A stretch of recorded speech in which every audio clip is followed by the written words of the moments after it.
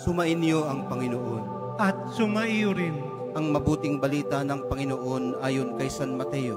Papuri sa iyo, Panginoon. Noong panahong yun, sinabi ni Jesus sa kanyang mga alagad, narinig ninyo na sinabi, mata sa mata at ngipin sa ngipin. Ngunit ngayon sinasabi ko sa inyo, huwag ninyong labanan ang masamang tao. Kung may sumampal sa inyo sa kanang pisngi, iharap mo pa sa kanya ang kabila.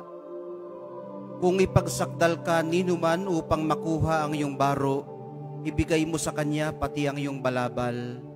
Kung sa pilitang ipapasan sa iyo ng manlulupig ang kanyang dala ng 1 kilometro, pasanin mo ito ng 2 kilometro. Magbigay ka sa nanghihingi sa iyo at huwag mong pahindian ang nanghihiram sa iyo. Ang mabuting balita ng ating kaligtasan. Pinupuri ka namin, Panginoong Jesucristo.